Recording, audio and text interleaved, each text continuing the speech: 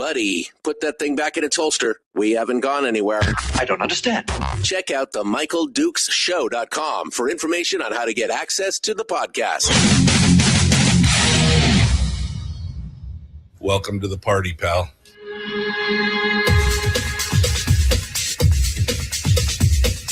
The Michael Dukes Show. The greed and the entitlement is astounding to me. What more could you want from a low-budget radio program? This is a dumpster fire. That was just BS. It is time to get a new perspective. We know just what you need, and we've got just the cure. Open wide and prepare for a steaming hot cup of freedom. I just don't fathom it. The Michael Dukes Show, streaming live across the world.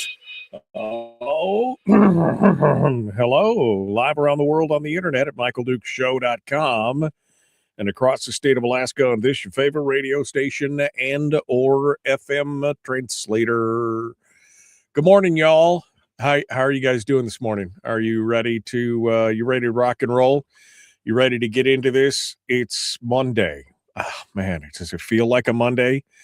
Yes, it do. It do feel like a Monday today. I'll tell you that for nothing. It's just kind of what it is for a variety of reasons. But today is definitely Monday. We're ready to crack into it and get on board with you. It's Martin Luther King Day. So I guess for those of you who have the joy of having today off, congratulations. I hope you enjoy it. I hope you've got a great day lined up for us today, and you can go out there and enjoy the brisk weather. 26 degrees outside the old radio ranch here on top of the world in beautiful Homer, Alaska. A little bit milder than it's been over the last few weeks.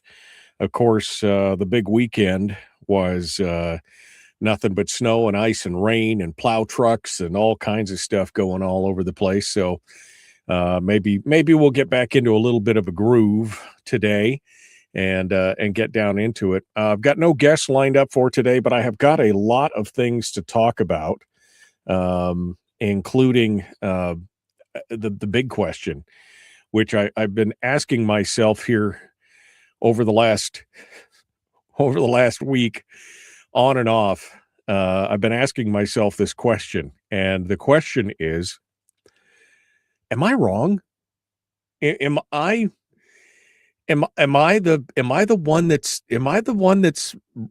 wrong on this stuff? Right? You know, it comes a point to where when it's always that old analogy of when, you go around and you talk to people and they're mean or they're idiots or anything else. And at some point you have to look yourself in the mirror and go, am I the butthole here? Right? Am I the bad guy in all this stuff? And that's kind of where I'm at today. And part of this comes from, a plethora of things. One of it was the discussion that we had last week, where one of our listeners had attended a forum in the Mat-Su for a handful of gubernatorial candidates. And she said that the number one issue that came up, that the issues that came up there was, affordability, housing affordability, and a bunch of other stuff. And I mean, I just asked the question, where's the discussion about the fiscal plan? Where's the discussion about what we're facing as a state? I mean, the elephant in the room, the big boogeyman, right? The $1 billion deficit. Where's the discussion on that? And so that started kind of my trip down the rabbit hole last week as I looked at that. And then this week, And this weekend, some other things happened. And it all started off with the Alaska Young Republican State Convention a week ago. And this was on Saturday the 10th. They hosted their state convention, and they had the panel with 10 of the 12 Republican gubernatorial candidates up there on the stage. And again, I got to start asking myself, am I just wrong? Am I the minority? Am I the guy? Am I the conspiracy theorist in the back room with the tinfoil hat? Because of all, and we're going to go through some of the different things that they talked about, but in all of this, nobody seems to be mentioning the elephant in the room, right? And then we saw the Alaska Republican State Central Committee. They did some endorsements this weekend, and this leads to some deeper questions about what's going on with the Republican Party, because before, in the past, historically, if lawmakers had vetoed or voted to override a governor's veto, they were always looked at very closely by the state central committee. Should there be a censure? Should there not be an endorsement of these candidates because of that? Are there consequences for their actions? And turns out not so much. Turns out that there's no consequences for the actions. We're going to talk about that. And then we're also going to talk about Zach Gottschall, who is now running for the chair of the Alaska Republican Party. He's the former vice chairman, and he's mounting a direct challenge against Carmela Warfield, who has been the chair of the party for less than 2 years. And I've got Zach coming on the program on Wednesday to talk with us about this and to talk with us about why, what's going on in his mind, what's happening, and why is this, why does this have to happen? Why do we have to have a new chair? Because I was told that when Carmela Warfield took over the office, that she was the bee's knees. She was the one that was going to fix the problems that we Alaskans have been having with what's going on with the Republican Party. And especially those of us who are, kind of allies. We're not Republicans, but we're conservatives. And we've been watching this from the outside looking in going, geez, what do you guys need to do? Right? So we're going to talk about that as well. Plus, let's see. Dave Bronson has now chosen his running mate, and the Mary Peltola. She kicked off her campaign. Although interestingly enough, no movers and shakers came out of that.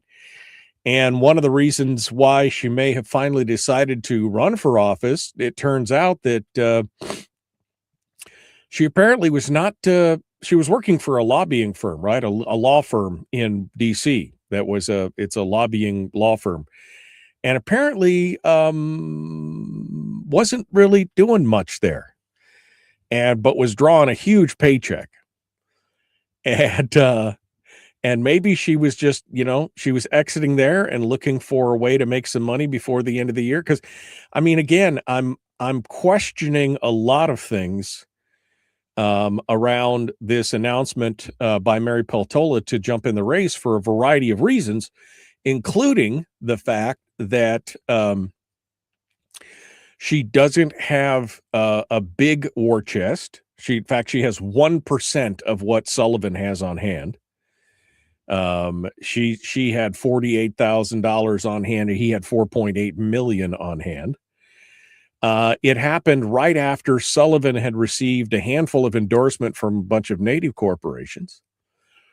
And now, of course, Murkowski has come out and said that she is endorsing Dan. She loves Mary, but is endorsing Dan. And, I gotta kind of wonder what's going on here. Well, Suzanne Downing over at Must Read may have found the secret sauce here that is making this whole thing tick, that if nothing else, it keeps her name recognition high. And as a federal candidate, she can still get paid. Yeah, she could still get paid. So we're going to talk about that as well. What else? Is there anything else here that I wanted to talk about before we jump into this with both feet? I guess not. I guess that was, there is a new candidate. I forgot to say that. And there's a new candidate in the governor's race, a brand new one. This makes 15. And the 15th person is, her name is Jessica Faircloth. And she apparently has an address. She lives apparently in Kasilof down here on the peninsula. And she has filed to run for governor. Now, she was originally, according to a tweet from the Alaska Landmine, she was originally listed or registered as an Alaska Independence Party voter. But since that party went kaput here a couple weeks ago, she reported to the Landmine apparently that she is re-registering as an undeclared, because the Alaska Independence Party. No, she doesn't have a website. She doesn't have anything. I mean, I had to Google her name to figure out who she is and where it is. But yeah, no real track record or anything there. We'll have to see what she brings to the table. But as of right now, that makes number 15 of the of the thing. So this is what we're going to talk about today. But all of these different things, all of these different components, again, I was sitting here, an hour ago or whatever it was, just looking at it and tapping my chin and thinking, this question is the question that came to me. Am I wrong? Is that it? I mean, all this stuff, do they really are just, so keep that in mind today. As we go through all this, keep that in mind. And because I'm going to keep asking myself that question. I mean, I don't think I am, but maybe. I don't know. I don't know. All right, we're up against the break, and we're going to continue here in just a moment. We'll be back. The Michael Duke Show, Common Sense, Liberty-Based, Free-Thinking Radio. We will return with more here in just a moment on this beautiful Monday. Back with more right after this.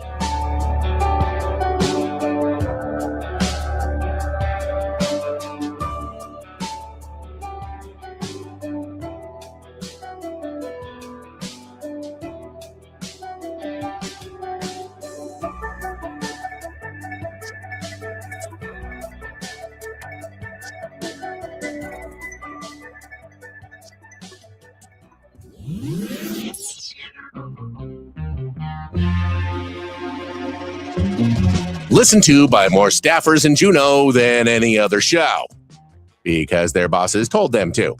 And after what they just heard, oh man, they're going to be pissed. You're a bad, bad man. The Michael Duke Show.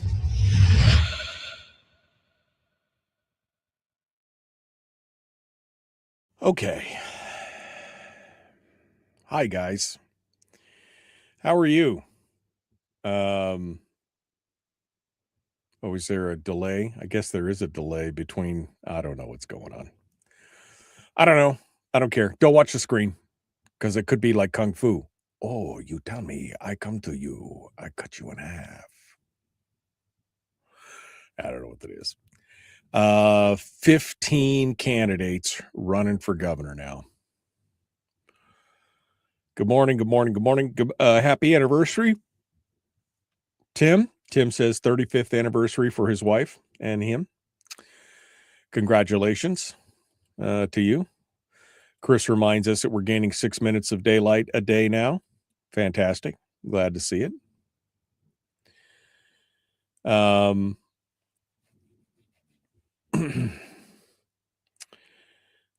If there were any consequences for any politician, the decision-making would likely be vastly different. I mean, yeah, that's true. That's true. See, Rob Myers has stepped into the chat. Good morning, Rob. Is Faircloth, a.k.a. McKinnon? No, it's a different person altogether.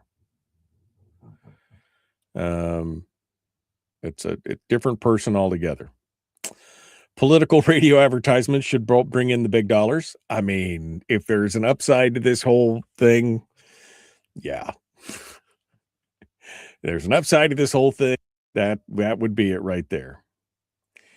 The governor's race is going to be a fragmented and chaotic exercise in advertisement-induced psychosis for us all. Prepare yourselves. And I'm prepared. I'm ready. Frank says that this is all working as intended. We'll get into that.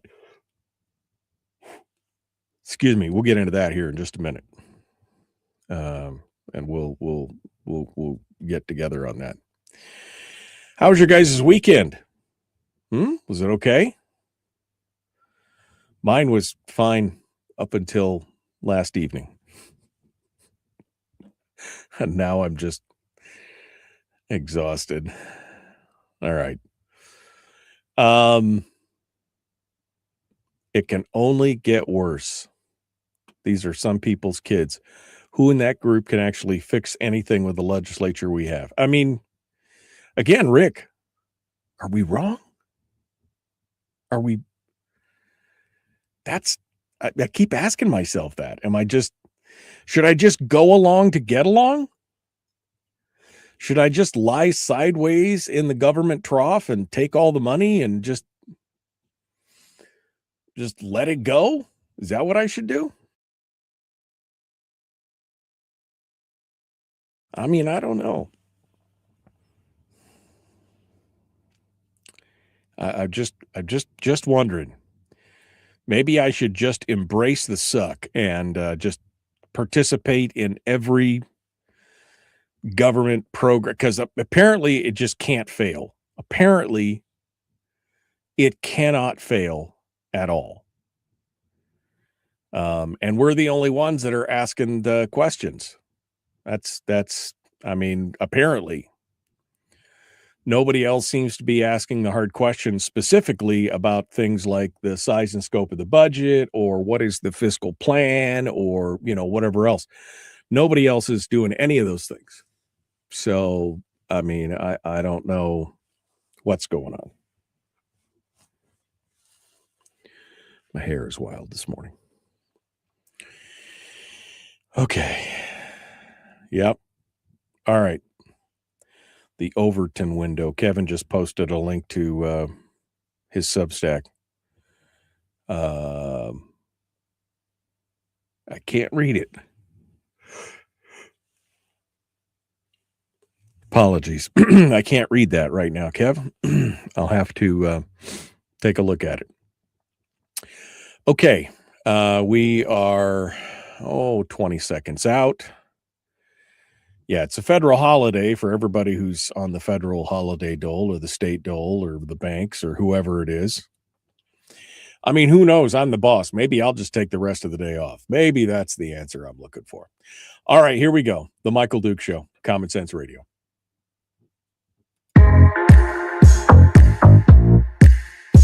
The Michael Duke Show. Not your daddy.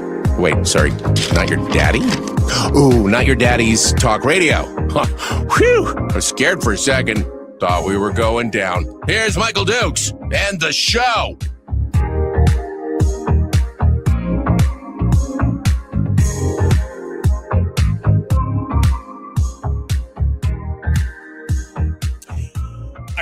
I was just sitting here thinking of all the things that I was, do today. And then I realized half the things I was going to do today I can't do because it's Martin Luther King Day. And I forgot that the banks and everything else is closed. I mean, you know what? I just might take the rest of the day off. That, I got to talk to my boss.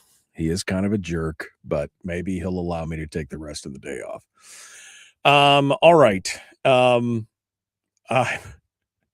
As I look at all of this stuff, I just realize that we are that I just may be wrong. All right. That I just may be wrong about everything that's going on. Where are we going to start? I guess we'll start off with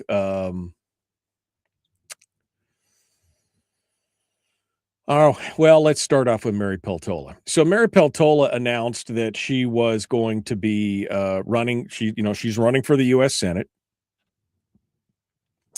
And at the same time, she quietly exited Holland and Hart. Now, they're a big, powerful lobbying and law firm. That's what they do. That's what they do over there. And right after she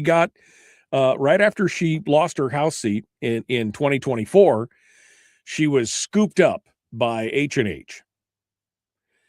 And they hired her not for her legal work, but for her political connections and perceived influence. That, they figured that former members of Congress are, they use them as lobbyists because they're like people. They open doors, they attract clients, they bring in business. And according to Suzanne Downing, that was what they expected when she got there. But according to multiple sources from her short time at the firm, none of that happened. In roughly a year at Holland and Hart, she reportedly brought in no clients, generated no billable work, produced no revenue. Instead, she cost the firm hundreds of thousands of dollars in salaries, benefits, travel, and overhead, with reportedly receiving more than $400,000 in salary alone. And of course, the same time, that firm also was saddled with the same baggage of the ongoing speculation as to whether or not she was, will she or won't she? Will she run for Senate? Will she run for governor? Will she run for both? Will she, she was the poster child for all this stuff, right? And most law firms prize kind of discretion and predictability, and instead what they got was the full-time dog and pony show that was the Peltola Express. And it wasn't worth it there for Holland and Hart to keep her. So apparently she's gone, along with Anton McParland, who was her former congressional chief of staff, who also joined the firm at the same time. Now, you might ask yourself, well, was this the perfect opportunity? Did she just, well, here's the thing. I agree with Suzanne. She found a new way to get a paycheck, because running for Congress, federal campaigns pay their candidates. Salaries from the campaigns are legal and because it's a full-time gig to run for office. So they get paid by the campaigns. And the salaries are, they can be substantial. So if the Senate race stretches into November, that gives her nearly another year of salary. Now, whether she wins or loses, right? And I've been speculating. Why, the timing of all this, right? She has been waiting. And then she announces what, 2 weeks, 10, 12 days after Dan Sullivan gets all these endorsements from these native groups. And then even after she announces, Lisa Murkowski, her gal pal, comes in and says, well, I mean, I love Mary, but I'm endorsing Dan. And then her money situation is not great. She had $48,000 cash on hand, while Dan had $4.8 million cash on hand. So she had 1% of what he had. Now, there are other components of this, but the question is, to me, and I was looking at all this timing wise and everything, and I'm like, is she just trying to keep the name recognition going? Just keeping the buzz going? Is she running because she needs a paycheck and she needed to be the darling for a little bit longer? Now, Frank in the chat room says, he said, so here's the scoop. Lisa wanted Mary to run for her seat. Lisa Murkowski wanted Mary to run for her seat. Chuck Schumer said no. They were not going to just trade seats. He said he wanted to change the Senate. Chuck said he's going to give Mary $50 million. Now, he said that's what his folks told him last night, was that this is a play by Chuck Schumer and company to try and take one more seat in the Senate. But I don't know, man. Nobody has come out and jumped on the Peltola bandwagon. They had a big meeting last night, or this weekend, rather. Sorry, not last night, but this weekend. Her big campaign kickoff was on Saturday night at 49th State Brewing in Anchorage. And she had no big political names in Alaska. Nobody in Alaska was there, the big political names. It was a room full of, I think Suzanne Downing said, this is the crowd that resembled the same gray-haired demographic as the No Kings rally. But they were none of her former colleagues at Holland and Hart, none of the big national people, or none of the big statewide Democrats here in the state. The only people who have lined up behind Peltola right now are AOC, Kamala Harris, Pete Buttigieg, and Gavin Newsom of California. Those are the endorsements that she's received. Nobody else showed up at this big thing in Anchorage. I mean, this is the biggest city of the state, and not a single major political leader, not the mayor, not any of the Democratic functionaries, not any of there was no major political leaders, legislators, or power brokers in the room. Which again leads me to the question of why is she doing this? Well, I'm firmly in the camp right now of believing that Mary Peltola is doing it strictly, one, for name recognition, to keep her name out there in the public, and two, to put a little more money in the bank. I mean, I don't know how much campaigns will, when Suzanne says that it's that they can be paid a substantial amount. I don't know what that means. $100,000 a year, $200,000 a year. I don't know how much they can pay a candidate. But if she can salt away another $100,000 or $150,000 over the course of the next 11 months, then I mean, that's money well spent, right? And I guess it all depends on how hard she's actually going to campaign, because remember, she was not the hardest working congressperson out there. She missed almost 20% of her votes. And in fact, in the summer, during the summer of 2024, she missed roughly 40% of the vote,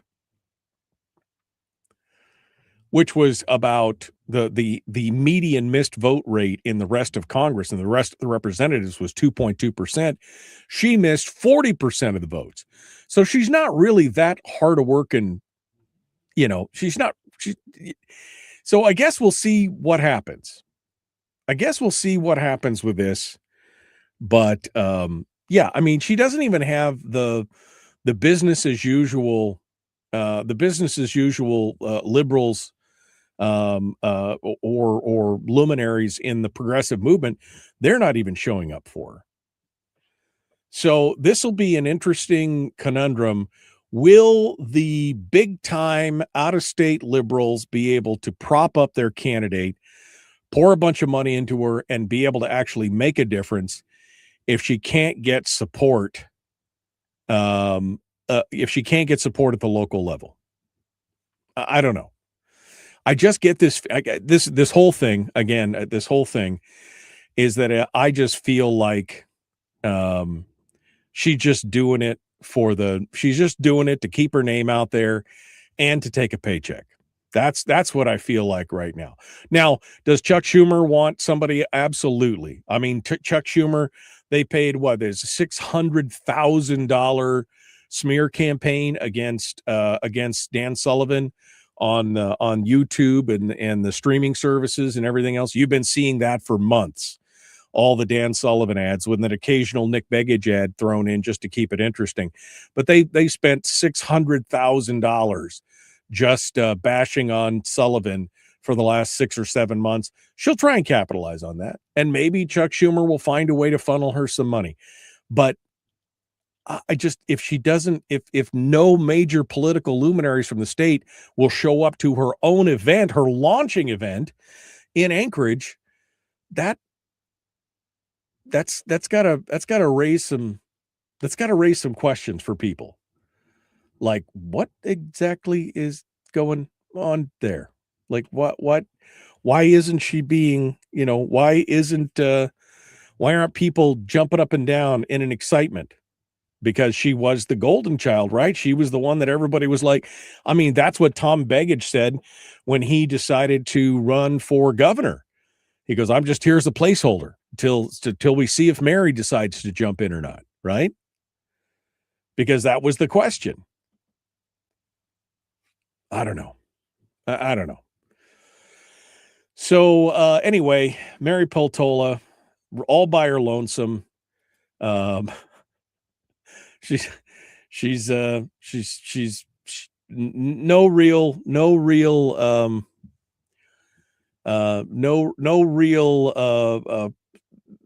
groundswell or grassroots support for her, I guess, in the form of like leadership. There was a bunch of people there, but no movers and shakers. So that's going to be interesting to watch, to see where that goes.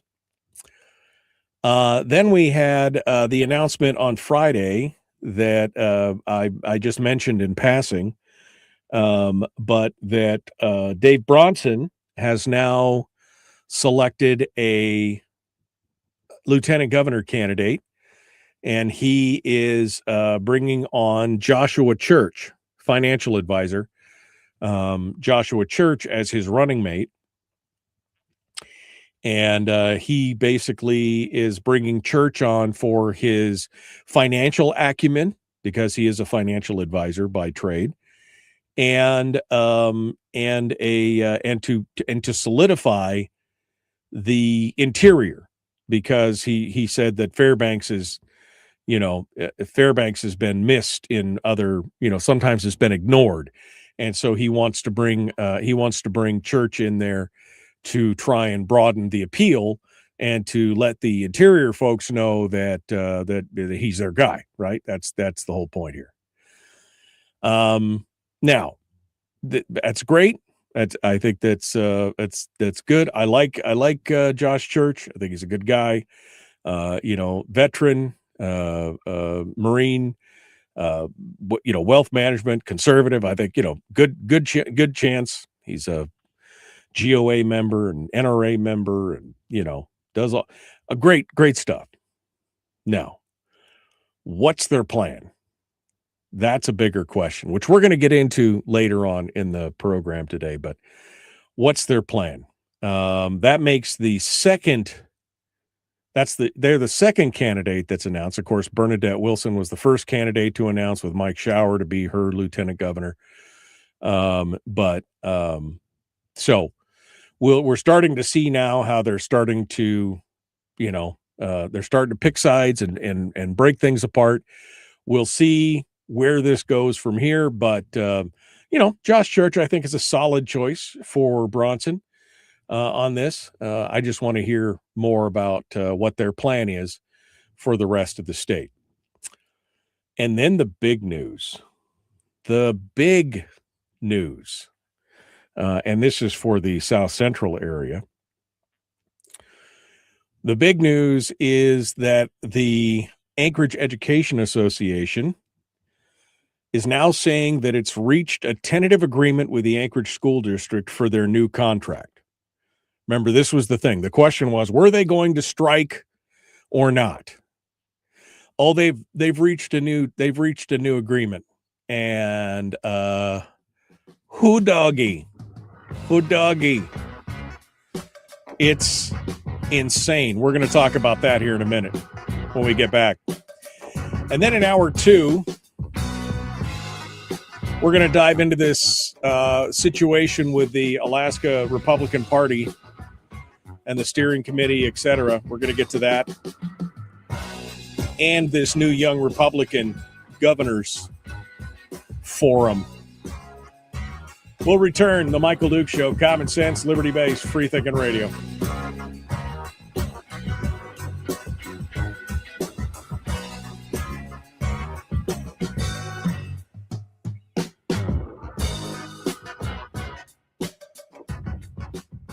If you missed the show, you can listen to it on your time with Dukes on Demand.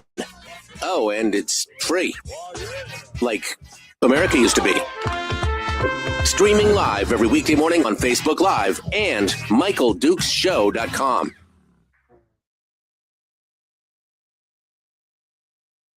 Okay.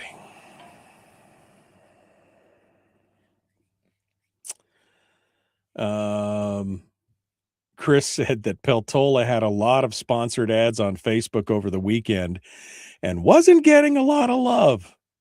No, there's some people who are especially, and I know Willie Keppel has commented on that she's got some people who are not happy with her out in the bush right now either. So I don't know what's going to happen.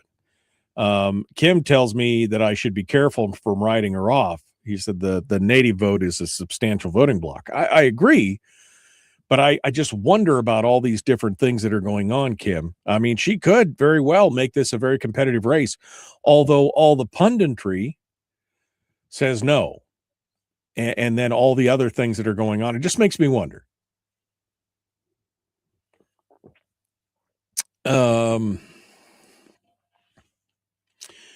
Michael says, now you see what this is all about. Until the nation makes being a politician the lowest paying job in America, this will always be a broke system. There is no doubt the juxtaposition of our current congressman's work ethic against hers is exponentially better. I think, yes, Kevin, I agree. Terry said, even the liberals aren't showing up for the uber liberal. Yeah.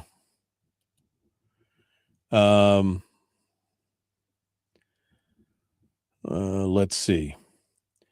The DC folks that have endorsed Mary are the lefty radicals, and the majority of that party is seeing how unpopular that messaging is. Nobody of influence there wants to bet on a losing horse.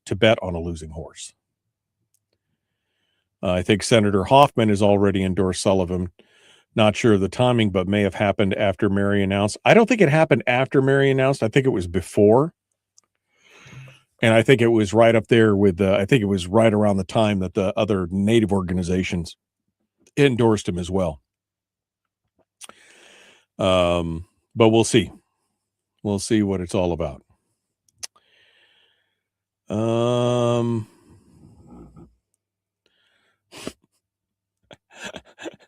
Anthony said, so Holland and Hall learned how the government works. Good lessons have been learned. Cheers. I mean, right. They hired her for a year. She did nothing, provided nothing, got $500,000 in stuff. And there you go. That's how government works. Nothing produced, nothing provided. All right. I think that's Kevin's talking about the Overton window.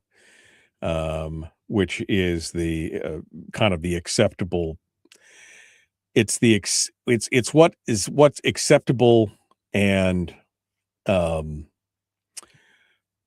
it's what's acceptable versus what's radical. And when the Overton window shifts, radicalized stuff becomes more acceptable, and then it creates problems.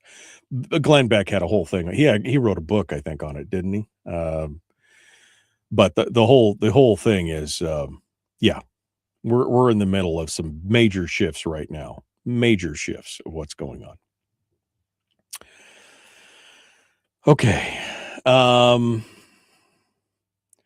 The sound keeps going off, says Renee. Renee, you might want to reconnect. I don't think anybody else is having a problem with this. And it's not going off on my end, so maybe you want to try and reconnect or reload or whatever. Any chance you can give me the Cliff Notes with Yunt and Suzanne's story? He seemed to be popping up quite a bit. I mean, I think the gist of it was, Cindy, that he didn't like the fact that she called him out and reported on the fact that the districts were trying to censure him. And so he basically said, you should only get your news from official sources.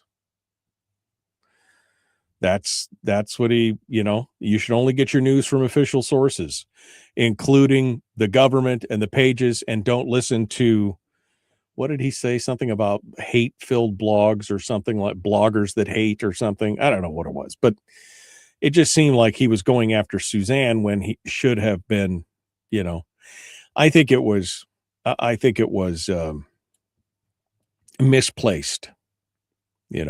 was misplaced. All right. Where was I? Oh, I was going to talk about we're going to talk about the new school thing, because what the hell, man? What is going on? This is going to be an interesting take. I mean, wowza. There we go. Yep. Here we go. Let's jump back into it. The Michael Duke Show. Common sense, liberty-based, free-thinking radio. Like, share, subscribe, ring the bell, do all that stuff. Just do it all. Here we go.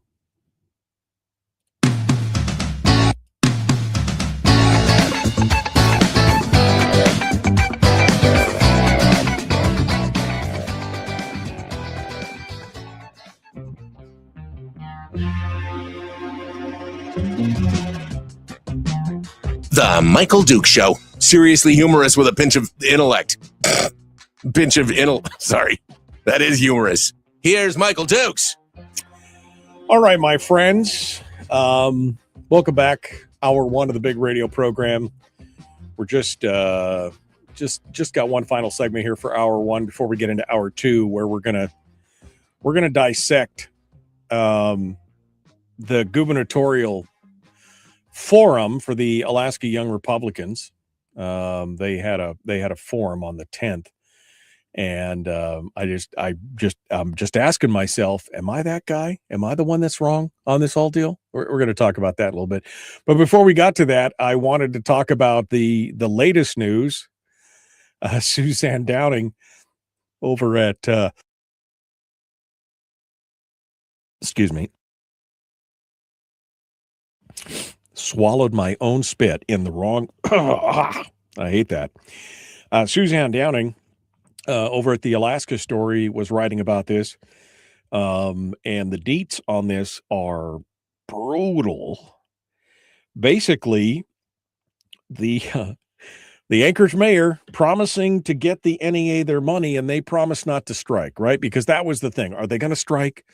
They were doing training. Are they going to strike? Because they were asking for, what was it? 7% increase, 7%, 9, 7, and 7 or something increases in their salary on their new contract. And of course, the Anchorage School District already has a $77 million deficit, right? Anyway, apparently the bargaining teams have come to a tentative agreement, and they're going to get a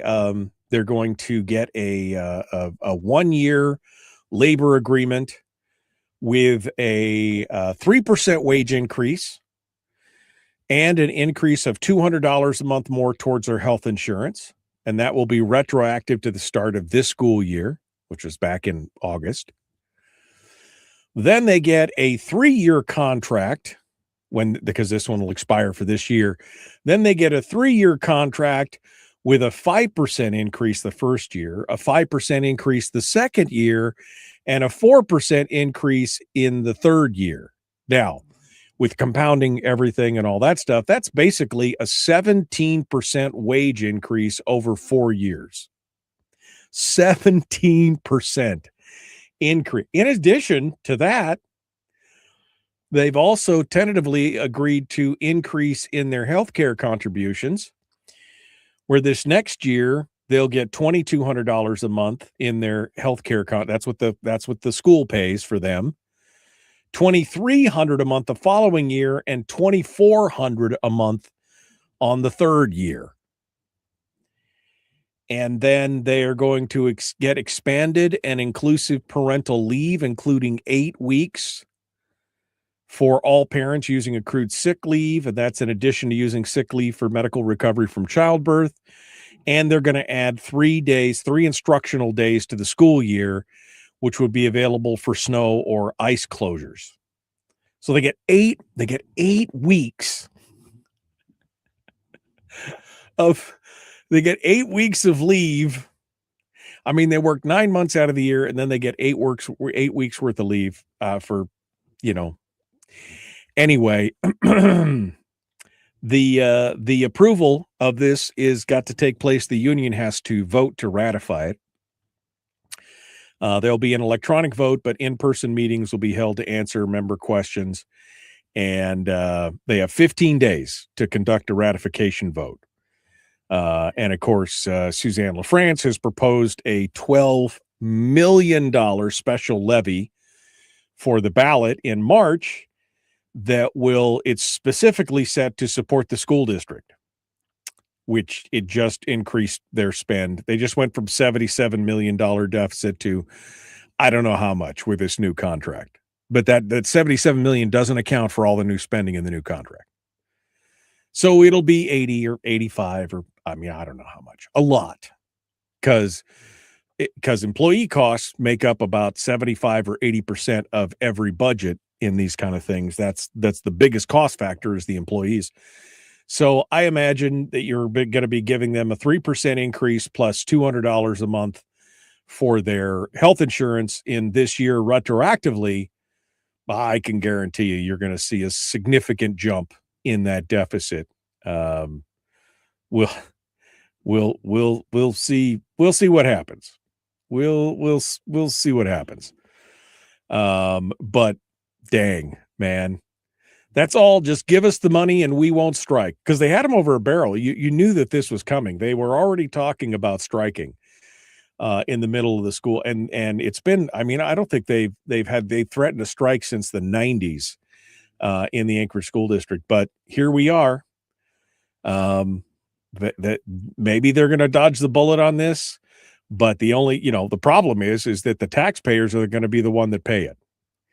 How much is a 17% increase in 4 years? How much is because what's the next one? Is the next one another? That means in 8 years, your salary is going to go up, 40% in 8 years. If they keep going at that level, how can you, at what point do you go, we just can't afford that? I don't know. It's going to be interesting to see with the voters, if the voters approve this $12 million one-time deal. I am wondering what happens if they say no. Because, we saw that in Fairbanks, right? Fairbanks needed $10 million. They needed $10 million for their for their schools, and they were going to bust the cap. And so they put it to a vote of the people, and overwhelmingly people said no, which was shocking. Because people are just like, there's just no more. And and Corey's right. They can't, the Anchorage Assembly can't even honor a vote to quit funding dinners during session. I don't know if you saw that. There was a video that one of the assembly members had put forward a motion to stop funding assembly members' dinners. They were basically being fed every week. They were getting food on the taxpayers' dimes every week. So one of the new assembly members put a motion in to say, hey, we don't need to do that. That's taxpayer money. And he brought a brown bag lunch. And when he showed up after it had been voted on, they said, oh, you didn't need to do that. There's food upstairs. And he's like, well, we voted. He goes, oh, Constance apparently moved money from one pot of money to another to pay for the food, it's just, come on. This is just crazy. I'm interested to see what this March vote is going to look like, because what happens if the city of Anchorage says no mas, no more. We don't need another 12 million. We want to support the things. We want to support the kids, but at the same time, no more. What happens then? Where is the city going to find that $12 million to fund this new agreement, this new contract that they just put together? Where is that $12 million going to come from? I don't know. I just don't know. What's it look like on the other side? Why do you hate children, Michael? I don't. But there's going to come a point to where the people in an area they're just going to be like, we can't handle anymore. We can't handle any more squeezing of our pocketbooks. It's eventually going to happen. And I think it's going to be interesting to watch. We'll see if this is it. If this is where the rubber meets the road, we'll see that thing. All right. We'll continue. Hour 2 dead ahead, the Michael Luke Show.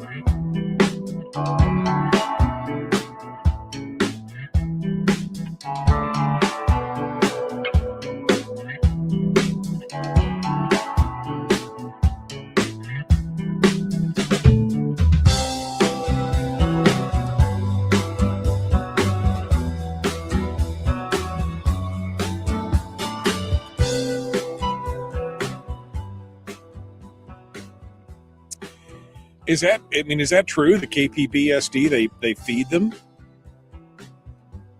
Oh, not just food for assembly members, but for staff.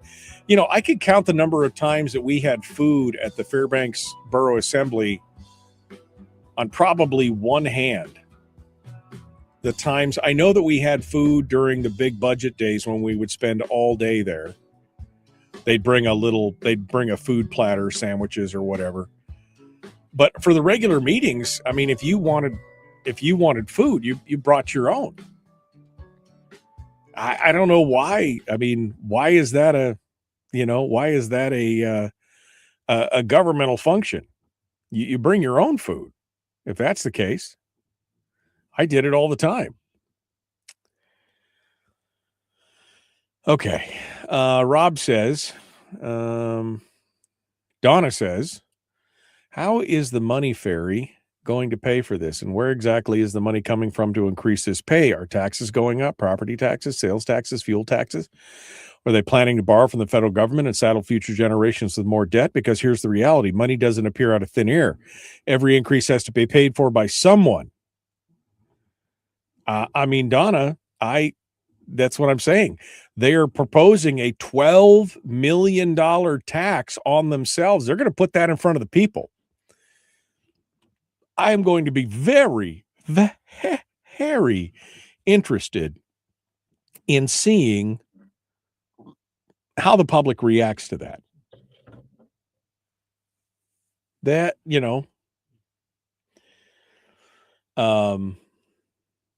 it's interesting. They're trying to raise the property taxes in Anchorage to pay for it all. $12 million. Rob says, whether your issue is energy, housing, or anything else, it doesn't matter until the state gets its finances in order. What outside company would invest in Alaska knowing they could be the next target when the state runs out of money again? With the state hoarding the natural and financial resources, how can an in-state company be expected to find the money to invest in a meaningful way? Rob, I mean, you and I are in agreement on this, but I've just got to ask the question, are we wrong? I mean, look at everything that's being talked about. And I mean, in these candidate forms, look at everything that's being talked about, Rob. And we're going to go through all this. But where is the urgency? Where is the urgency to deal with this and say this is the problem? Hold on a second here. There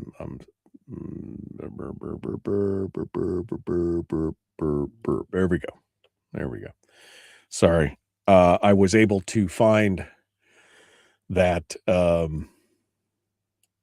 soundbite from Stedman and Stevens on how big a problem we were going to have with the budget. We're going to get into that here too.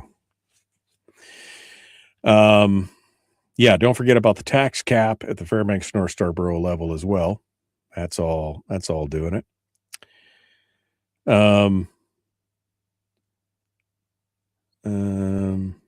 Isn't it blue dye? Public is going to vote yes, says Michelle. Michelle says on the $12 million tax, she said the public is going to vote yes. Anchorage is becoming blue. We saw this when the public showed up for an increase in the BSA. AK teachers get paid a lot for 9 months of work. Well, now they're going to get paid even more, Michelle.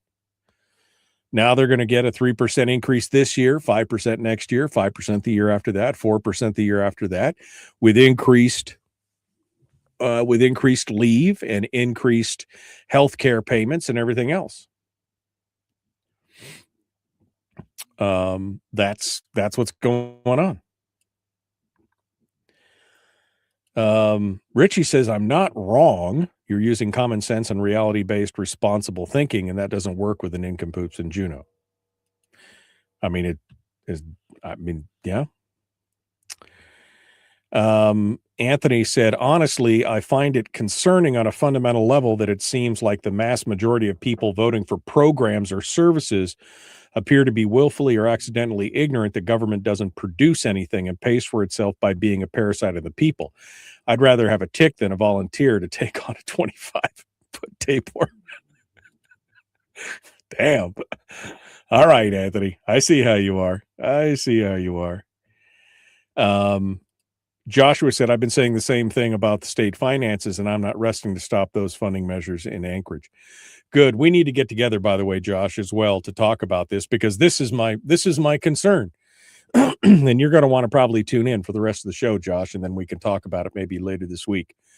Bring you on as a guest to talk about it, because this is, I mean, again, am I wrong? Is it just me? Or have we lost? I mean, there's not a single candidate talking about the critical issue that we're facing, the biggest issue we're facing in this coming 5 years, I guess.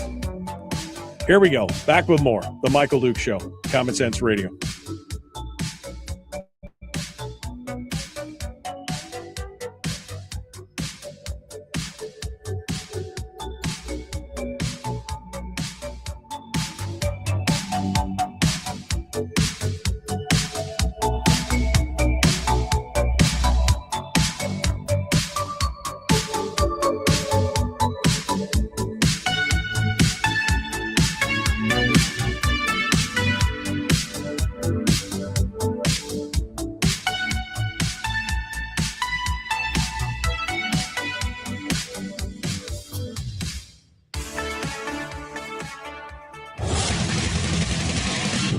buddy, put that thing back in its holster. We haven't gone anywhere.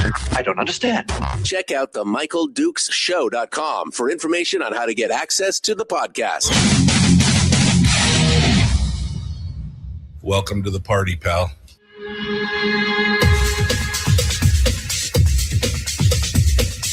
The Michael Dukes Show. The greed and the entitlement is astounding to me. What more could you want from a low-budget radio program? This is a dumpster fire. That was just BS. It is time to get a new perspective. We know just what you need, and we've got just the cure. Open wide and prepare for a steaming hot cup of freedom. I just don't fathom it. The Michael Dukes Show, streaming live across the world. Live around the world on the internet at michaeldukeshow.com and across the state of Alaska on this, your favorite radio station and or FM translator. Good morning, my friends, and welcome back to the program. Monday edition of the show, MLK Day today, Martin Luther King Jr., celebrating the work of him, and that means that some of you are off work today. Congratulations. I had a plan for today, not realizing and not thinking about the fact that it was a holiday. And now I realize that half my day is shot. So I'm probably going to take today off too. I mean, I got work to do, but anyway, it's good to have you on board. Thanks for coming in and joining us.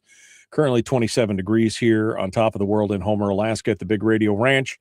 No weather alerts, no winter weather warnings, no nothing else. It's going to be mild and it's going to be beautiful. We hope you enjoy your big Monday. We've been asking the question today. I've been asking the question, am I wrong? And all the things that I've been talking about for the last 5 years, 25 years, am I wrong?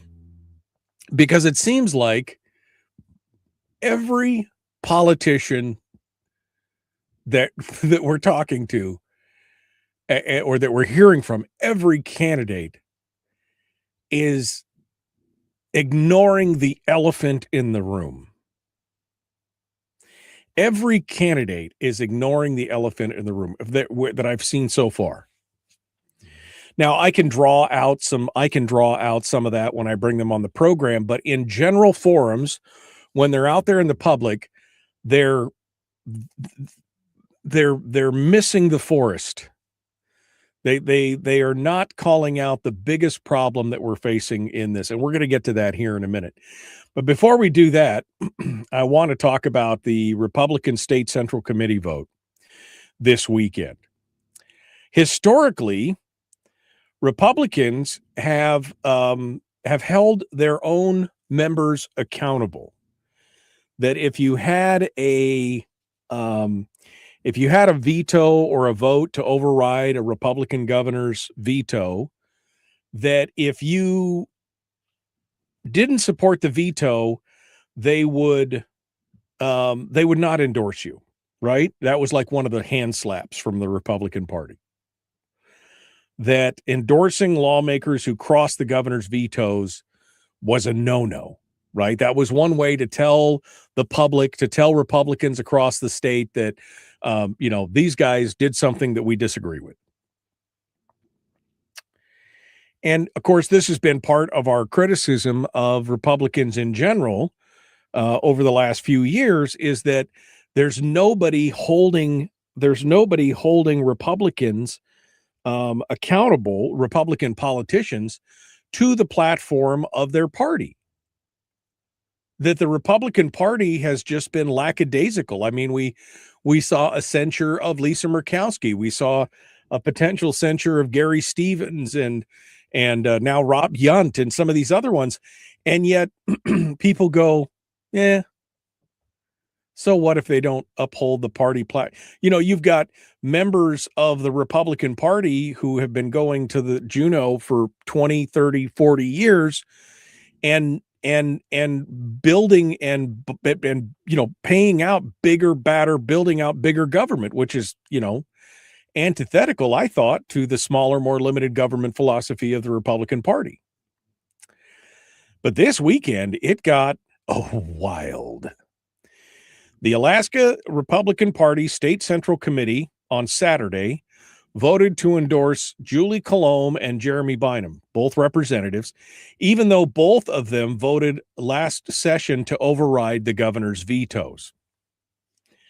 Now, this has signaled a huge shift inside the Capitol because, again, historically, the party discipline was that they would not receive that endorsement. Historically, Republicans have stood with their highest elected official of the party, which would have been, in this case, Governor Dunleavy. Endorsing lawmakers who crossed the governor's vetoes signals that such override votes now carry little to no electoral penalty within the party. So it's okay. Go ahead, just override. It's fine. And it's already happening. Within 24 hours of that state central committee vote, the Republicans were then notified that they're going to have a veto override in a joint session 1 hour after gaveling in tomorrow. Several legislators are already reporting that they've removed their monthly contributions to the Alaska GOP over this. I mean, that's it. This is it. This is crazy, guys. And I thought that Carmela Warfield was supposed to be the tonic. I thought she was supposed to be the solution to this bumbling, inept, unresponsive Republican Party. That's what I was told. I was told that when she was voted in, that she had a plan to make the party great again, or whatever it was, to hold people accountable to the party platforms and to do all those things. That's what I was told. And I was excited. I tried to get her on the program. She told me that it was too soon, that she was still trying to get her feet under her. Let's see. So I sent her a text on May of 2024, right after she would do it. She said, I'm extremely busy. I have a commitment. I really look forward to connecting with you. Please reach out. And then I reached out. That was in May. Then in October, I said, hey, do you have time? She said, it's good to hear from you. I'm not free, but I'm grateful for the invite. And then 2 more text messages. No response. No response at all. That was 2024, by the way. 2024. No response. And this just makes you wonder more. I mean, sorry to quote all our favorite politicians, what difference does it make? I mean, what difference does it make if you're a Republican at this point? If you're not upholding the platforms of the party, or you're basically tearing down, things that the party is trying to do, and then they're not going to hold you accountable anyway, what difference does? Yeah, why?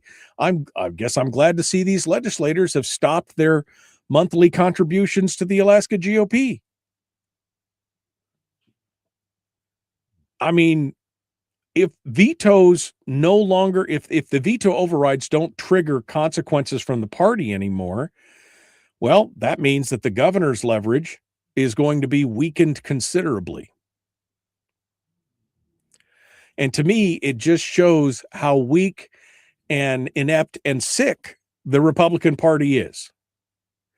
Now, that leads me to the other point, which is we heard last week, and I announced it in passing, that, Zach Gottschall, who's a former vice chair of the Republican Party, announced that he is running to replace Carmela Warfield. He wrote an article on the Alaska Story that we talked about a little bit, and we went through a little bit, where he argued that the Alaska GOP leadership has ignored repeated formal actions taken by House district committees. And he highlighted how those district committees were not, that it's not symbolic protest, but it's part of the formal process authorized under party rule. This is just not people making noise. This is part of the process. They are the ones that are supposed to be running the party, the districts, under the umbrella of the overall party. And he said, when the party leadership fails to respond to district action, it undermines the authority of the party's grassroots and weakens the party's institutional credibility. He said, leadership's reluctance to act has now created a damaging precedent, allowing future office holders to argue that party rules are optional and that discipline is rarely enforced. And he warned that this pattern has already begun to erode trust among Republican voters, driving activists and volunteers away from the party. And this was all before this state central committee vote on Saturday.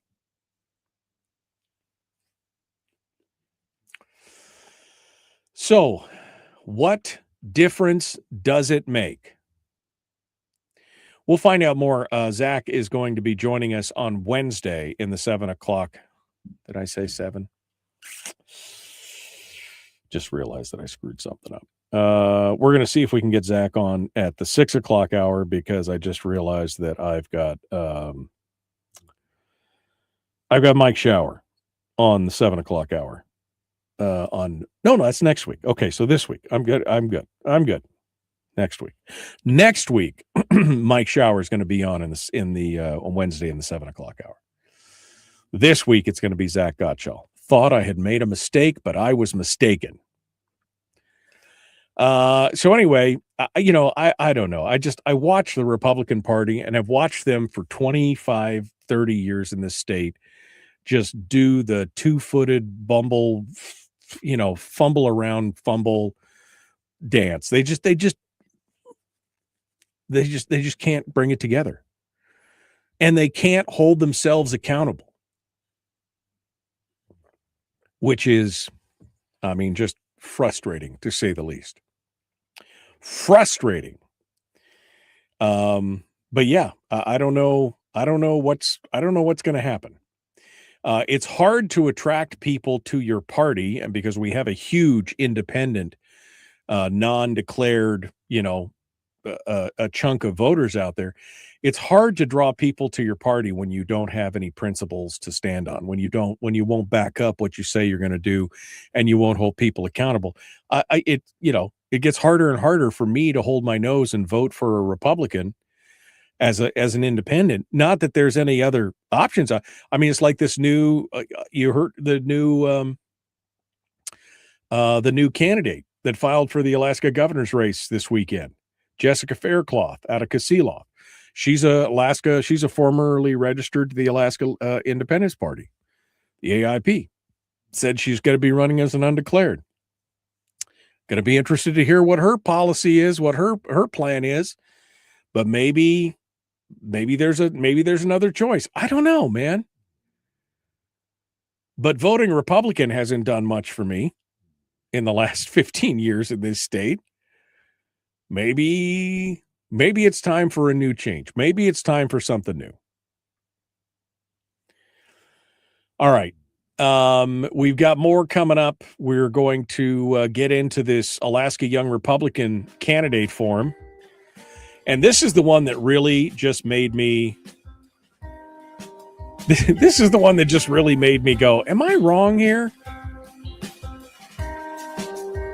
We'll be back right after this. The Michael Duke Show. Common sense, liberty-based, free thinking radio.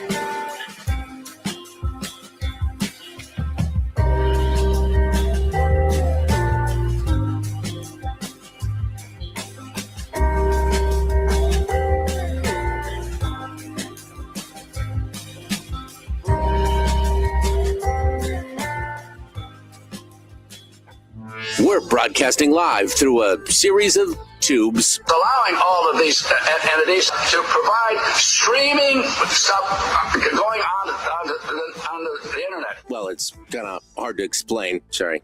streaming live every weekday morning on Facebook Live and MichaelDukesShow.com. Rick asked an interesting question. He says, be honest.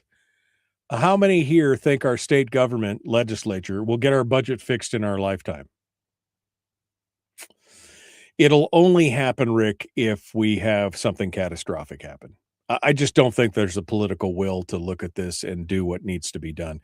They're just, they something catastrophic will have to happen before they take that hard road.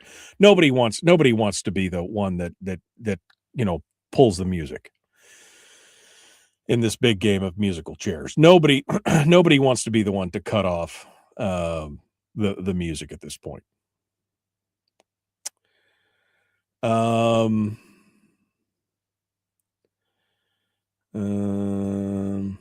candidates saw what happens when you show. The candidates saw what happens when you show up with reality-based, hard-to-swallow solutions. When Ben Carpenter brought forth a solution, none of them want to get wiped out before they get off the ground. Yeah, I mean, I agree. I think that's part of it. I think part of this is some kind of political strategy to get through the primary. But quite honestly, they all sound the same. All of them sound the same. And we'll talk about that when I get to it here in just a second. But I think this whole thing is all problematic.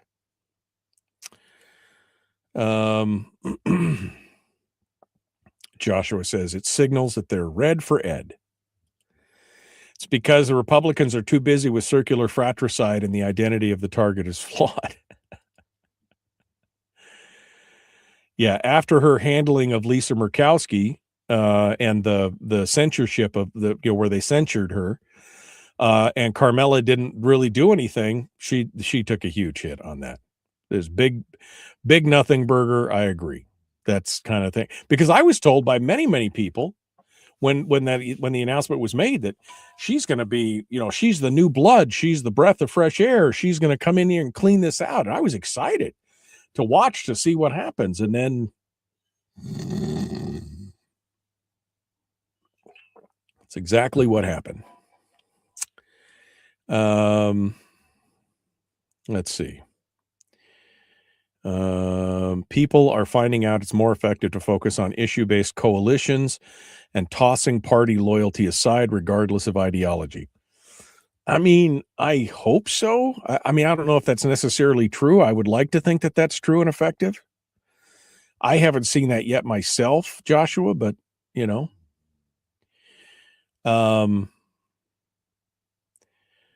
Jeremy Bynum, Rep. Jeremy Bynum reads in. He says, read the party rules. These endorsements were done in compliance of the rules. You can't say the districts are grassroots and hold the power, then say the chair is in charge and hold people accountable. You can't have it both ways. I mean, I'm not talking about the specifics, Jeremy, because in all honesty, I'm not that well versed in the party specifics. But historically, when something like this has happened and it's been used as a way to punish bad behavior, not reward bad behavior. I'm just looking at it from a historical standpoint. I'm not arguing whether somebody should or should not have the power to do it. I just want the party to do something to try and restore some faith in the party as a whole. I'm not familiar enough with the nuances of the rules, but enough of that. Here we go. They said Shelley won the majority of the young Republican vote at their event, and they felt like Bernadette wasn't truly answering questions. Wasn't there, don't know, but that's what I was told, says Miguel. Okay.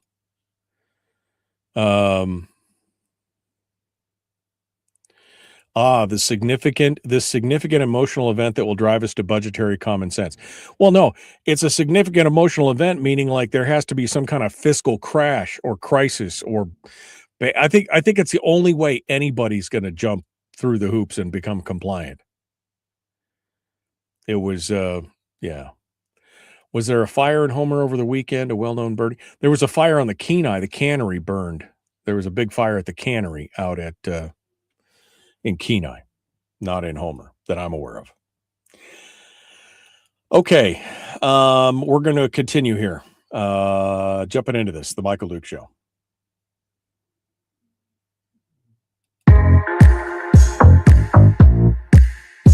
The Michael Duke Show. Not your daddy. Wait, sorry. Not your daddy?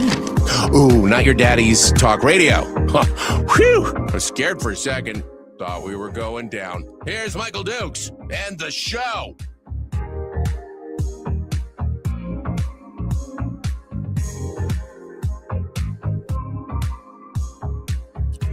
So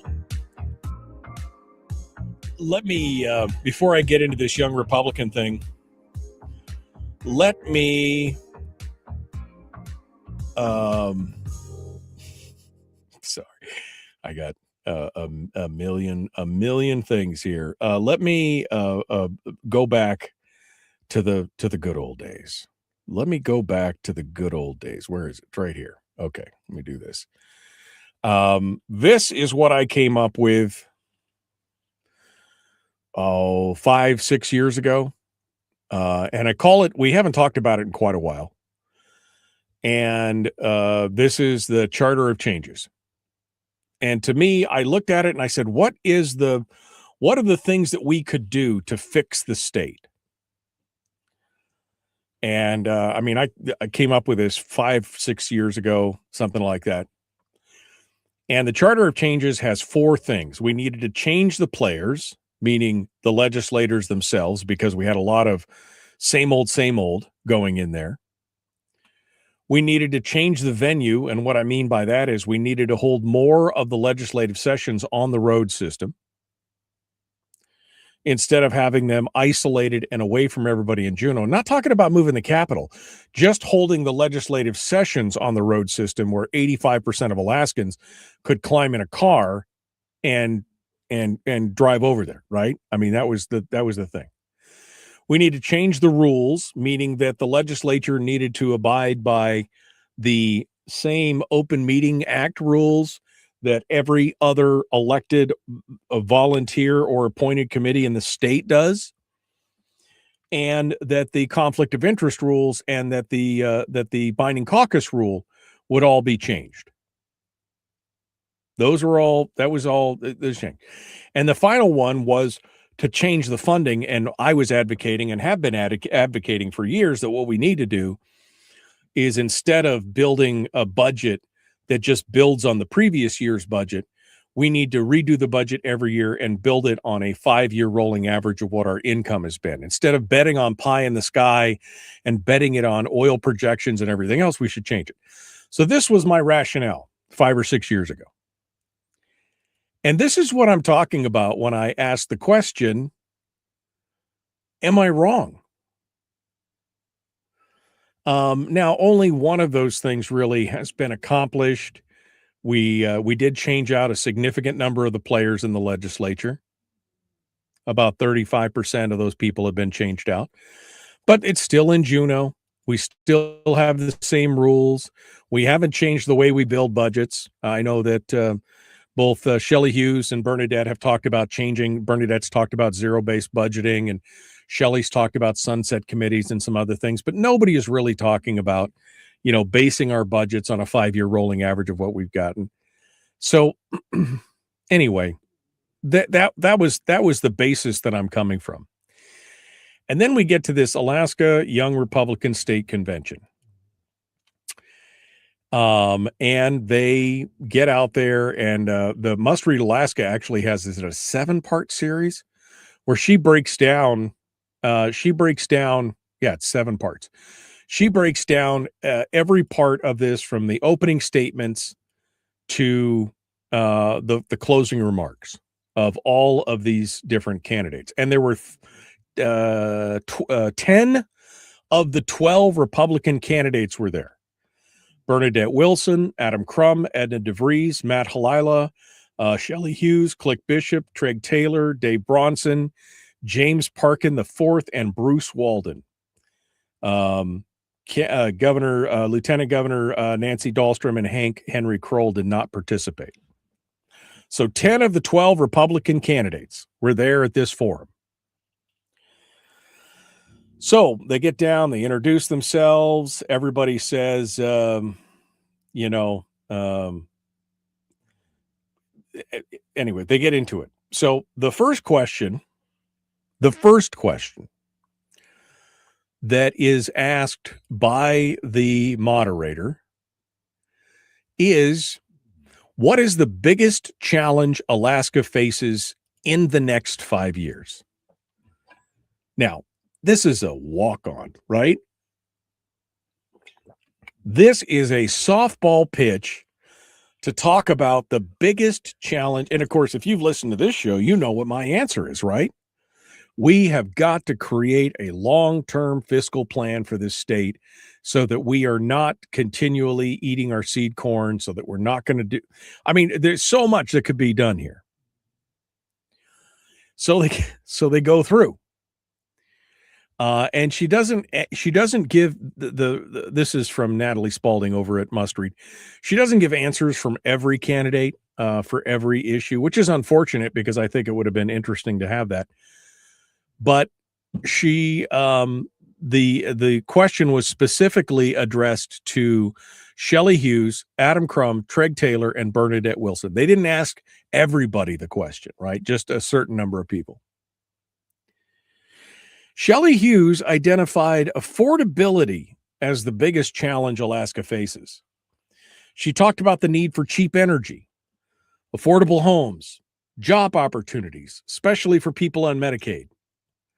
She acknowledged that many Alaskans on Medicaid want to work. She emphasized the importance of getting those people into good-paying jobs and off government assistance. That is Alaska's biggest challenge in the next 5 years. Adam Crum also identified affordability as the biggest challenge, but focused his answer on the problem of high energy costs. Treg Taylor agreed with Hughes and Crum. Are you sensing a theme here?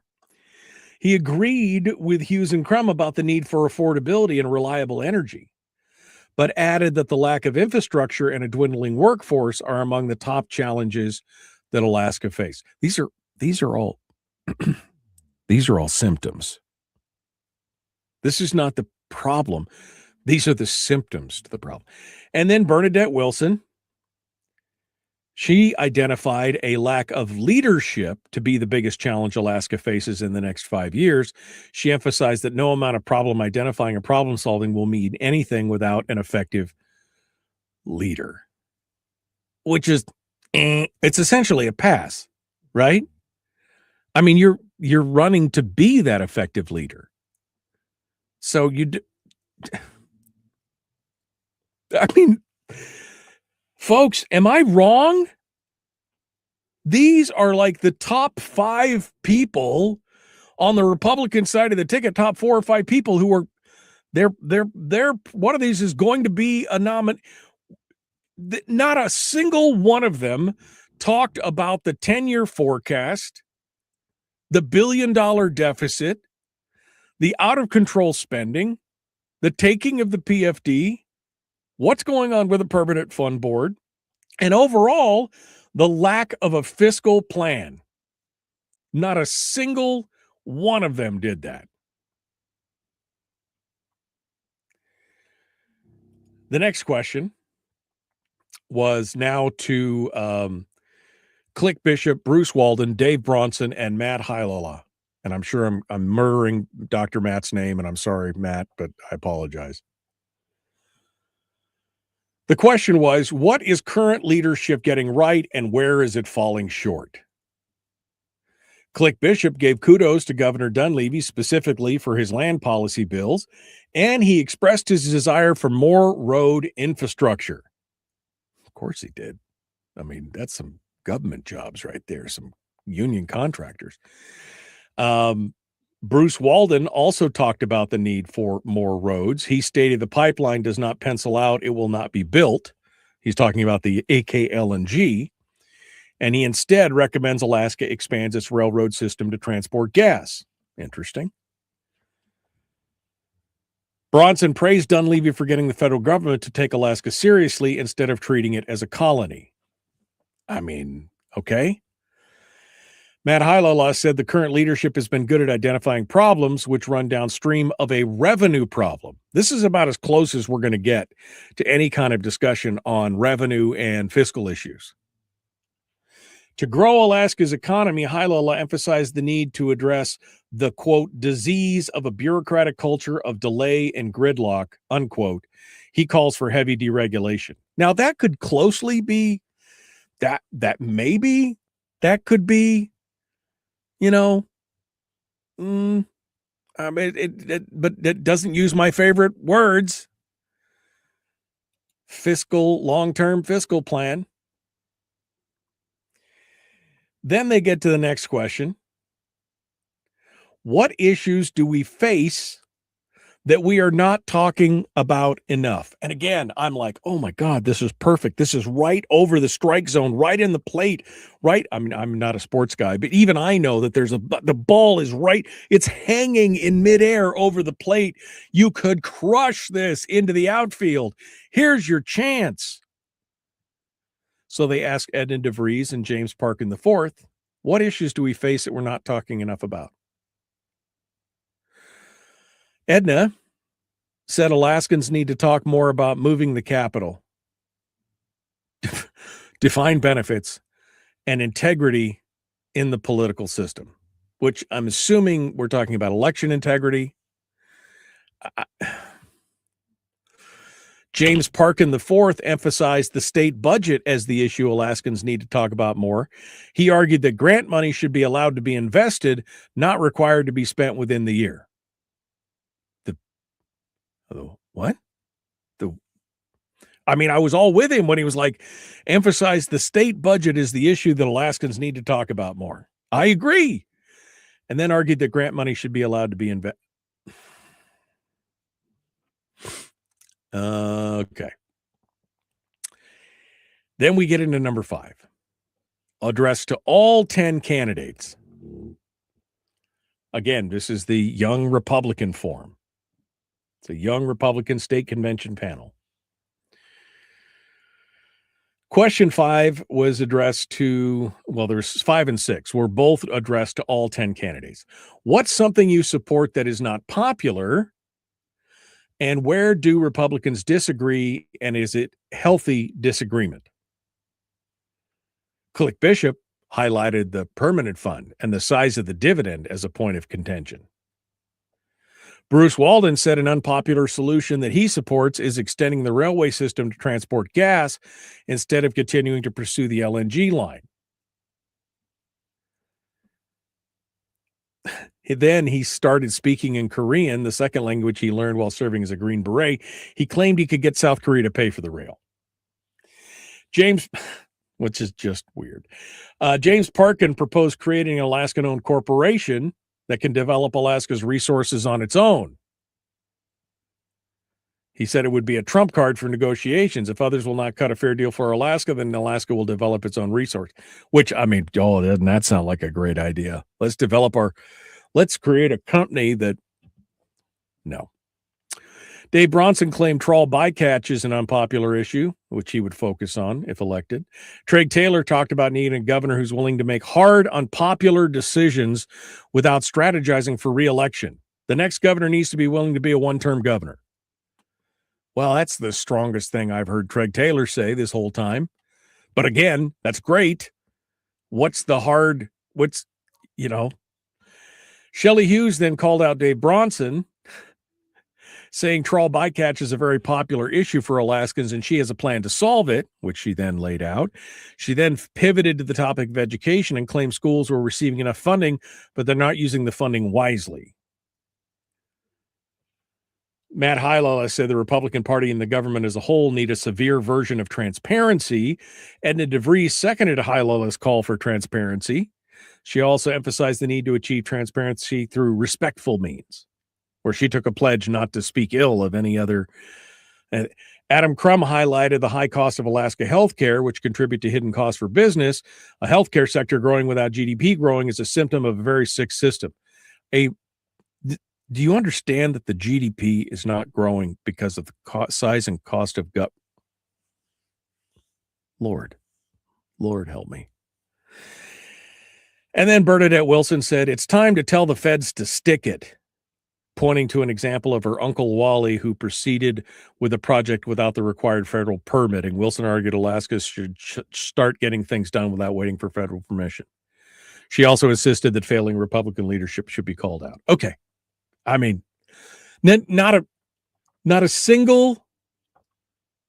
How far am I? Oh, the audience questions. Then we get to audience questions. And not a single soundbite on the size and scope of government, not a single soundbite on the lack of a long-term fiscal plan, not a single soundbite on the deficit that we're facing this coming year and the years subsequent to that. Not a single answer that touches on any of that. And all roads flow from that. You understand, everything is connected to the budget. Everything. All the things. I mean, I still want to go back to this whole thing about the biggest challenge in the next 5 years, and now it's about affordability and housing and clean energy and jobs, and most of that is not government's responsibility. You know what creates those things? The free market and the private economy. But because the state has gutted the private economy and focuses only on the public economy, this is what we have. Or am I wrong? Am I reading this wrong? Should I just lie sideways in the trough and just start lapping up all this government stuff? Should I just base my whole business model on, I should just start submitting for these big government contracts. That's what I should do. Just start sucking it up until it all goes away and we run out of money and there's nothing left.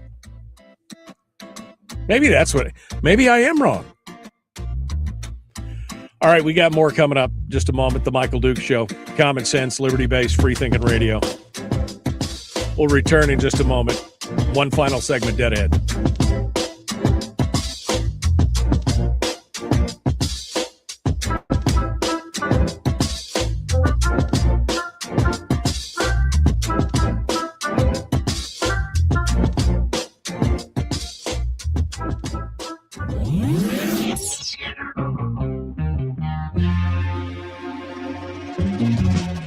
Running on 100% pure beard power. Oh, also some coffee. We dip our beard in coffee. Ha, nice beard. The Michael Dukes Show.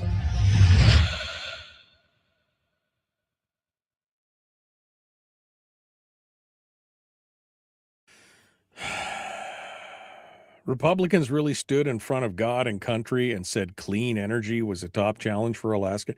Not clean energy, affordable energy, I think is what they were going for. But CM's right. If they can't get the budget straight, then we're done. Everything else is blah, blah, blah. Everything goes back to the budget. What was it that, what did Rob say earlier? Rob said the feds made it illegal to transport LNG by rail last February. So Bruce Walton's plan is already done as far as that goes. But Rob said, what did Rob say earlier that I thought was right on target with that? Sorry, I'm scrolling backwards here. Scrolling.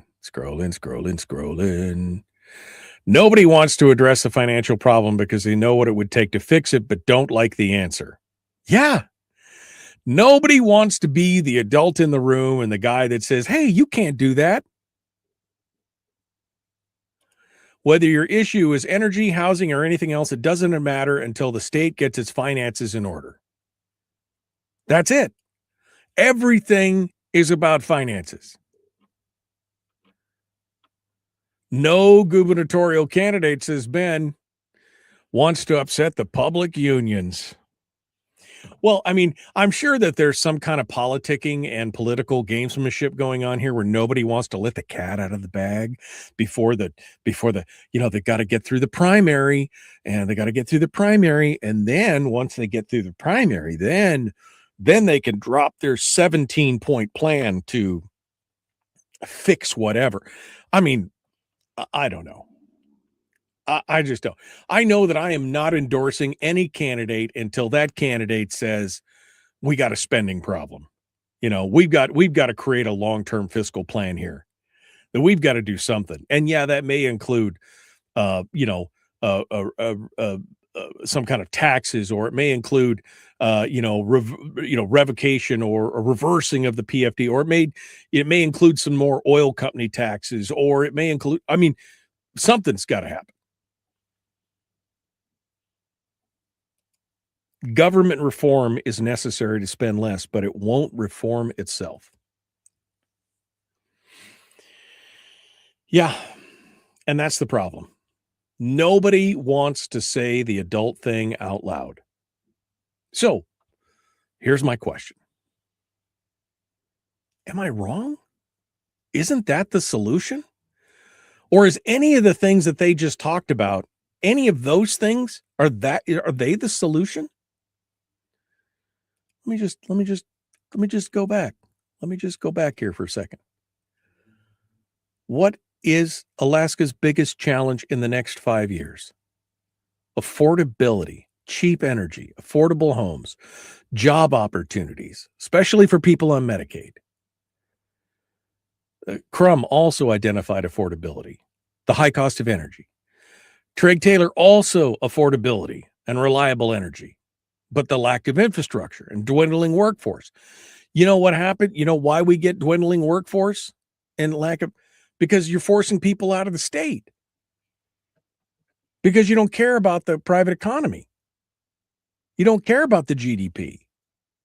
You don't care about any of that because you're getting all your money from the permanent fund and from the oil. You don't care about the rest of the private economy. So when working class people are leaving, you're like, oh, well, that's sad. And Bernadette saying the lack of leadership is the biggest challenge. You are running to be the leader, Bernadette. That shouldn't you presuppose that you're going to win? I mean, to me, that's just every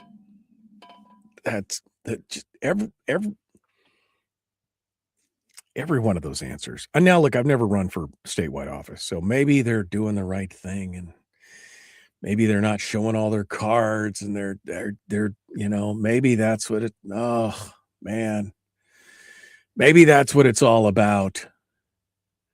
But I mean, I just feel like maybe I'm just wrong. Government won't reform so long as it has easy money to spend. That was Rick's question earlier. Remember? That was Rick's question. Do you think in our lifetime that they'll get this fixed? Not if there's money on the table. There has to be some kind of financial fiscal crisis for them to acknowledge that there's something bad wrong. Even when we have a narrow playing field after the primary, will the candidates' egos really support one candidate at the end of the day? I don't know. I don't know. That is why we are defensible voters. Defensive? Is that what you mean? Defensive? We're voting defensively? Is that what you're talking about? All right. We got to go. Let's get to it.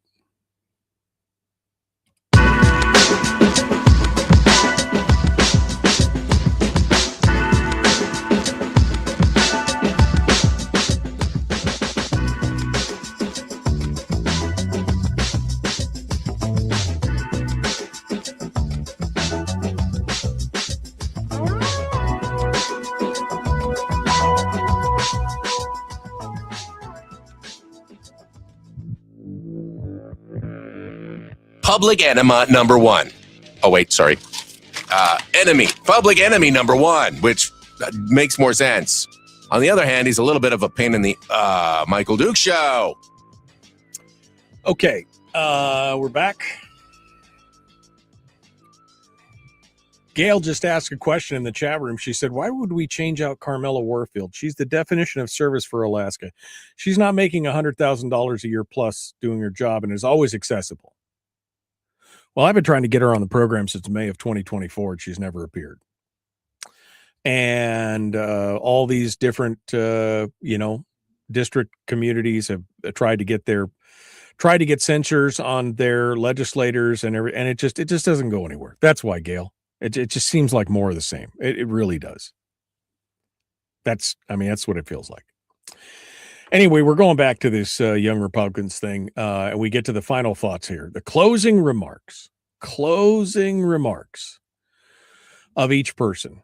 And again, not a single person in this 10-panel group, 10 of the 12 Republican gubernatorial candidates. Now, maybe it's just me because this is my burning issue. Maybe that you're just like, Dukes, you're just obsessed with it. Just stop.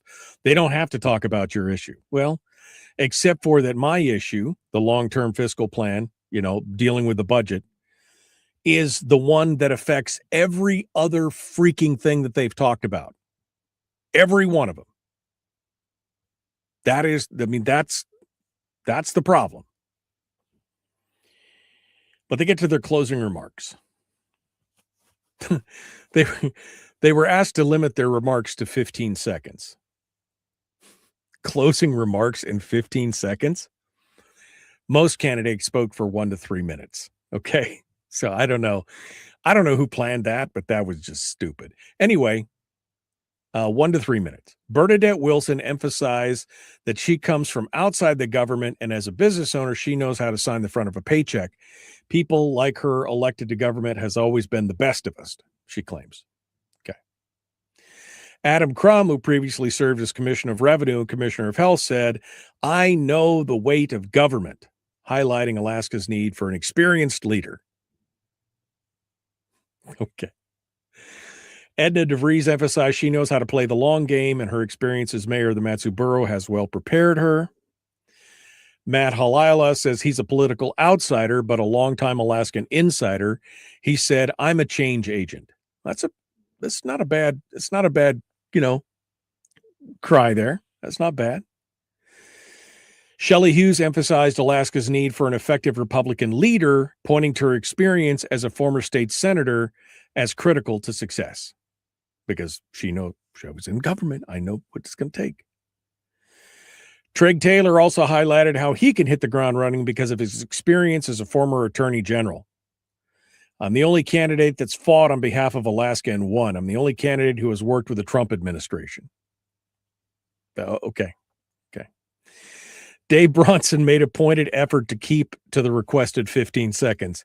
He stated, "If you like me, go to davebronson.com. If you don't like me, go to adn.com. Oh, he wins that. That's it right there. That's actually pretty clever. 15 seconds. Come on. But okay, that's clever. James Parkin referenced Teddy Roosevelt's famous quote of "Speak softly and carry a big stick." Then speaking to all Alaskans, he says, "You are my big stick. You have input." And Bruce Walden promoted his book, stating, "I won't give you sound bites, I'll give you details." He encouraged the audience to go get his books, offering to send free copies to anyone who can afford them. That's where his plans are, apparently. So that's it. That they went to this thing. And this is, again, similar to what Terry was talking about in the chat room last week, where they had a handful of, I think she said they had 6 candidates up there. And again, not a single mention of the budget. Again, they talked about affordable energy, affordable housing. Those were the things that they talked about. Top issues were affordable housing and affordable electricity, which, again, the only way government can really handle those things or have any effect on those things is really just by deregulating and getting out of the way. Why is it government's responsibility to create affordable housing for that or create jobs? That is a private sector thing. But I'm just wondering, am I wrong here? Should I just embrace the suck and say, okay, I should just get on board? And because Rick asked the question earlier. He says, "Does anybody in here think that they will fix this financial issue in our lifetime?" And my answer was, only if there's some kind of catastrophic financial situation. That's the only way that's going to happen. that as long as, and Rob Meyer says, as long as they have easy money, government is not going to reform. I mean, it needs to be reformed. If we're going to spend less, we need to have government reform, but it's not going to reform itself. It's like Ben Carpenter just said. It's not going to reform themselves. And maybe it's because the candidates don't want to offend the unions. They don't want to give their opponents too much ammunition or give them too many details so that they can have their plans taken apart in other public forums or whatever. But somebody has got to be the town crier on this deal, man. Somebody has got to be the town crier to say all roads lead back to the budget and the long-term fiscal plan that we need. We're spending $18,000 for every man, woman, and child in this state. More than any other state in the nation. And we're $1 billion upside down going into this next fiscal year. $1 billion.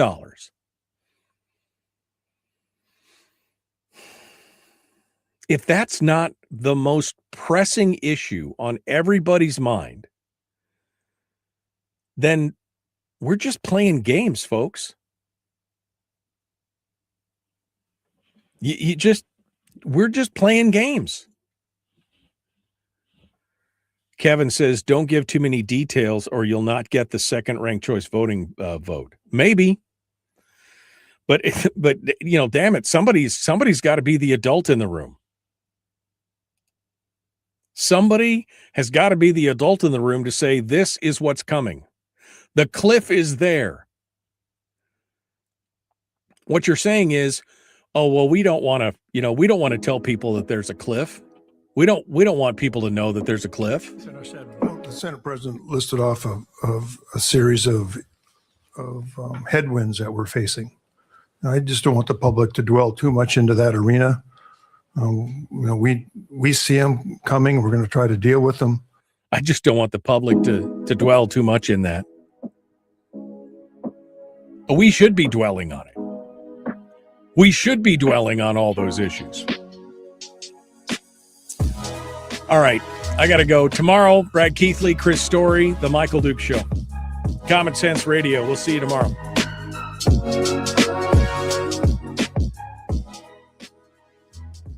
I mean, come on, guys. Okay.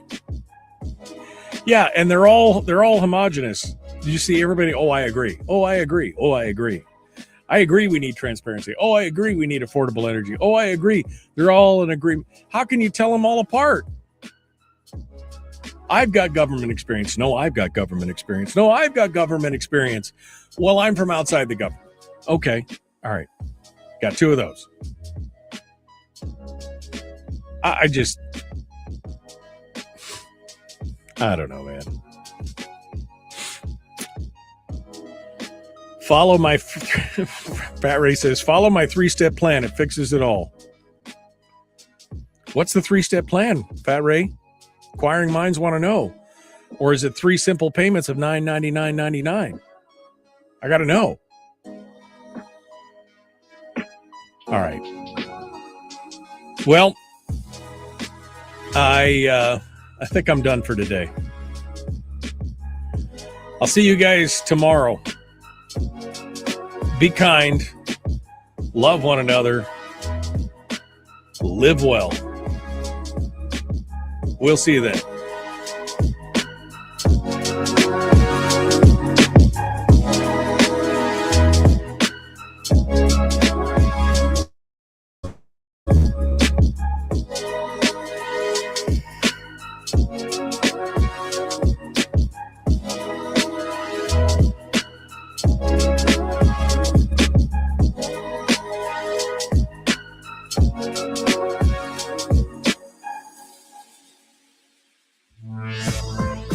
We've shed our terrestrial radio skin, and now we are slimy lizard internet people. It's the Michael Duke Show.